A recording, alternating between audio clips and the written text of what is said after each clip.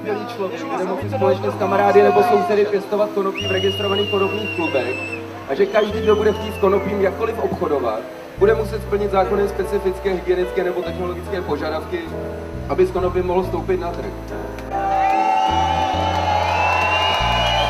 Vůbec ani nechci přemýšlet, proč se policejní razie proti drogshopům děje právě ve chvíli, kde se zrovna podivně legalizuje léčení konopí. Docela by mě zajímalo, co policie hodlá udělat se vším tím zabaveným pěstitelským vybavením. Na letošní demonstraci jsme připravili politickou diskuzi s vybranými kandidáty do Evropského parlamentu. Důkazem, že některé strany berou legalizaci konopí vážněji než jiný, je letošní partnerství České pirátské strany a strany Zelených.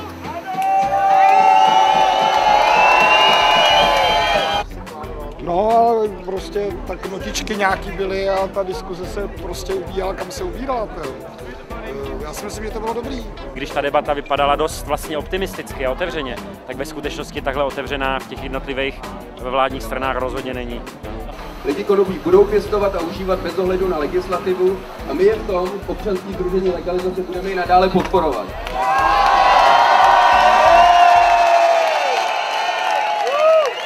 Proto teda, vážení politici, urychleně legalizujte pěstování a držení konopí pro osobní potřebu. Takže jdeme na to, kdo pěstuje, skutečně legalizuje.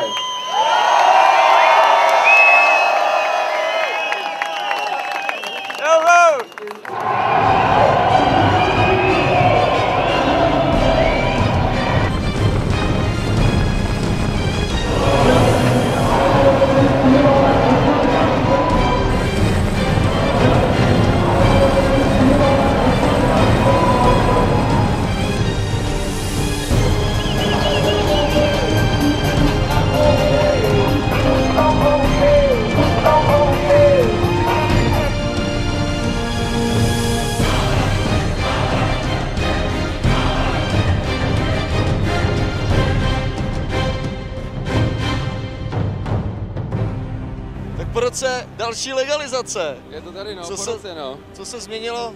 Co je novýho?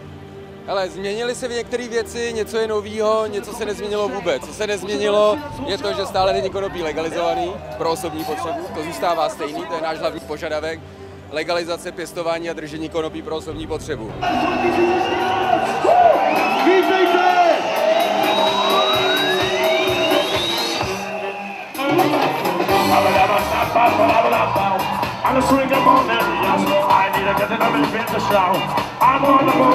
Jdu protestovat, že se tady nemůže hulit tráva. Proto jsme se tady dneska všichni sešli, pouštíme pěknou muziku a hlavně jsme Piráti.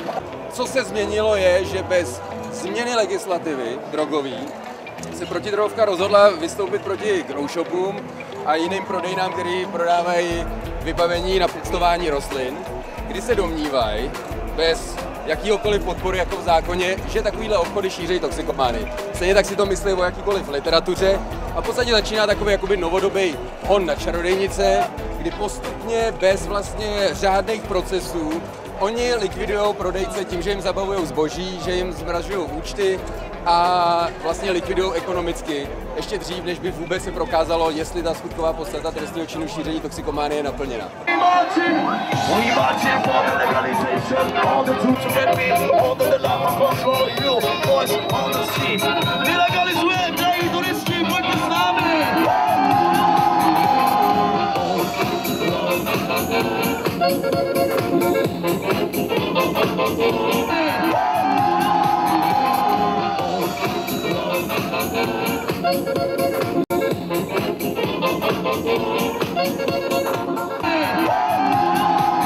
A co je novýho, je, že my vnímáme víc než kdykoliv jindy, že legalizace konopí je opravdu skutečně politický téma.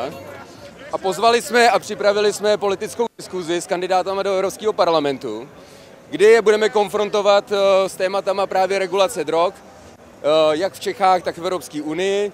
Tak doufám, že ta debata proběhne rychle. Já řeknu ano, ano, ano, ano, ano. Jo, jsou to takový kapciózní otázky. A bude vymalováno. Co se teď děje v České republice, je podvod. A i kdyby stát garantoval nějakou kvalitu léčebného konopí, tak skutečně kupovat si gram za 200 páďo, to si ho od toho dílera seženu fakt i levnějc. Jako. Plnou legalizaci marihuany.